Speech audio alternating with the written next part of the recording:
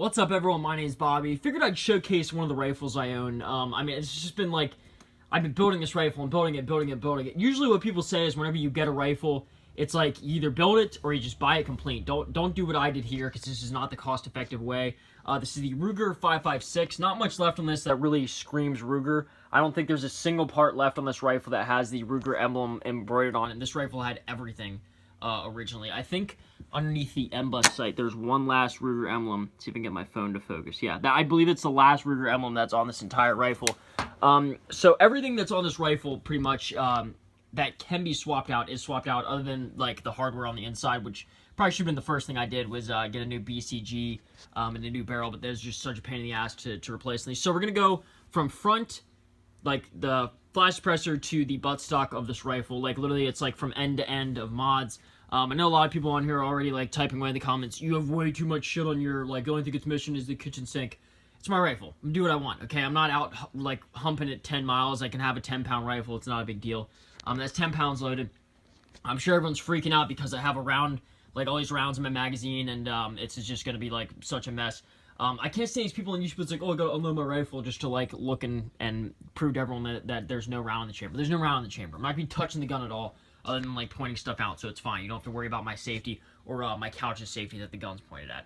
We have a Sterling's, I believe that's how it's pronounced, flash suppressor on the front. This flash suppressor is extremely loud, doesn't really compensate for any muzzle action at all. It doesn't stop the rifle from raising, because both the brakes, the only brake it has is on the sides and in the front. So I guess it assists in kicking back in your shoulder, but any rifle naturally does that. So don't really get the point there. I believe it's like $40, but I mean, it's kind of cool. Spits flames every once in a while, so sort of cool. So we're just gonna ride back a little. I want to get like a new barrel. I would love to have the M203 cut in it, but I mean, it's just, I've heard it's bad for the barrel and all sorts of different stuff, but I think it makes the rifle just look a little bit more mean.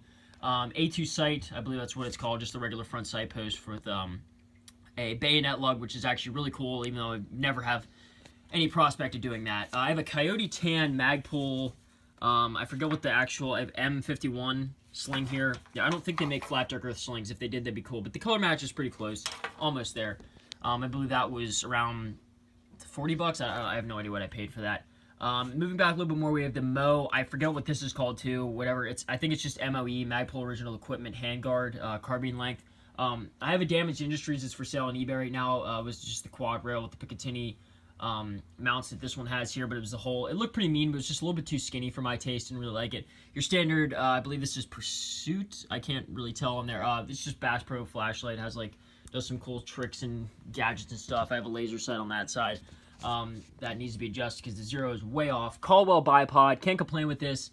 It looks good. It has like a nice little deploying. It doesn't swivel at all or anything like that. But if I was going to take anything off this rifle, I think the only thing I would take off would be this. It adds a ton of weight. It's sort of bulky, and the foregrip is as far up as I can put it on this thing without jamming my knuckles into it. I want to put something on here, maybe some electrical tape or something, because I mean, mostly shoot with gloves, but it is crammed on this handguard. But it's nice whenever you're out just shooting, like pinging on some steel, and you have this just accessible. You don't need to pull out your assault pack, your sandbags to shoot on. So I recommend the bipod. It's pretty cool. And then we have the RVG here. This is the one that has like the mount. It's not direct. It's not like directly mounted to the handguard. It has like, comes with like a little Picatinny rail that you can mount to, and it's like super flush. So that's cool. I have a Fab Defense buttstock. Yeah, Fab Defense buttstock. The reason I said that actually is because I did originally have a Fab Defense buttstock, the one that had like the extra rounds on the inside. But like it had like a little, I think it's called the Survival GL mag that's in there. But I no longer own that. I sold it and got this new Magpul buttstock, but we'll get that whenever we get to it.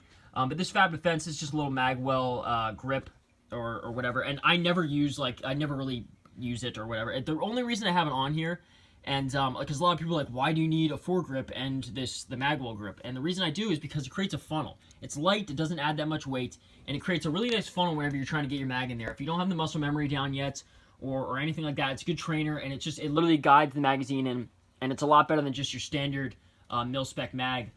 Well, whenever you're just trying to throw your mag in real quick or in a emergency situation. So I recommend it, plus it looks cool. A lot of this stuff is just tactical stuff, like it's not really like a necessity.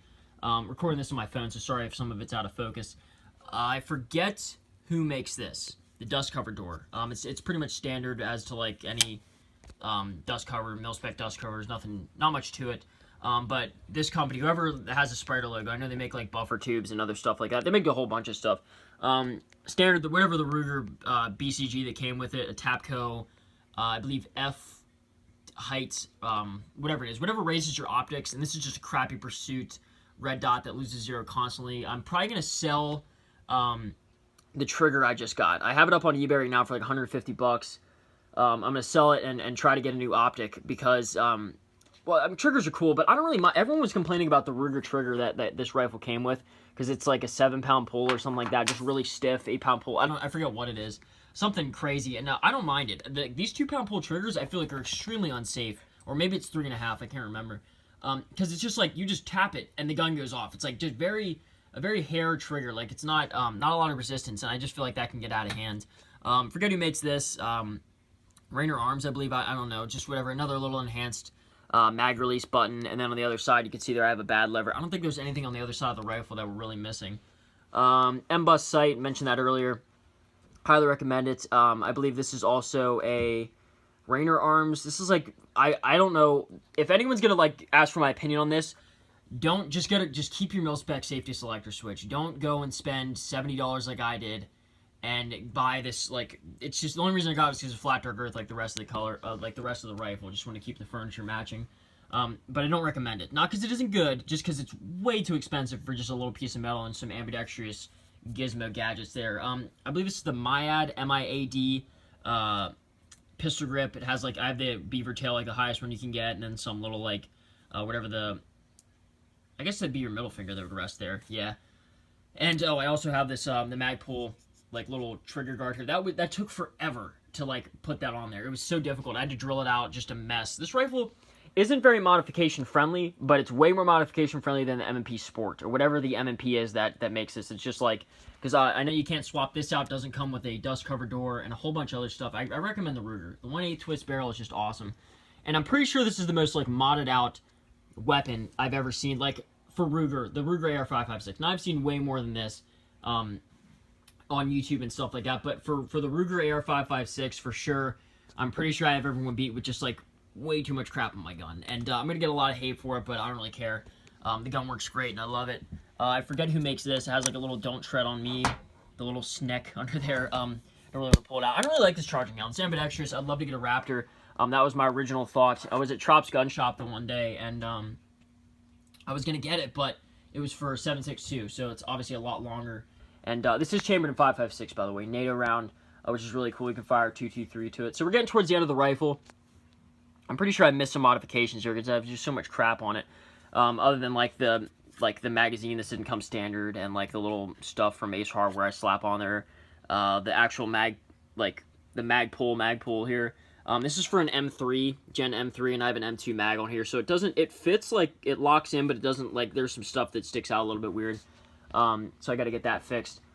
For the CTR buttstock, probably the best Magpul buttstock you can get. People are gonna say STR, I believe that's one of them. MOE sucks. I don't know why people put those on, because the friction lock, they're like, oh, it's just some stupid thing that makes the buttstock more expensive. There's so much wiggle on this buffer tube. This is a mil-spec buffer tube, not commercial. And whenever you do this, it locks into place like there's no wobble. And people are like, how does it affect your shooting? Honestly, I think it's all mental. Whenever your buttstock like shakes that much, it feels like you bought it from Toys R Us. And it's like, it's good to know that your rifle is solid.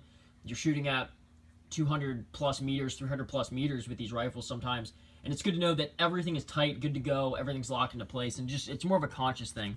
And then obviously I have it hooked up here to be a 2-point sling. And then I have the extended butt pad here from Magpul. I'm pretty sure that's it. I don't think there's anything on the other side of the rifle that I'm missing. Yeah, you can see there's the bad lever. And yeah, that's pretty much it. So guys, this is my rifle. Lots more to come on it. I don't really know if I'm going to be giving updates to YouTube. Just want to give more of a volume for YouTube. And because there isn't a lot of stuff about the Ruger 5.56 on YouTube.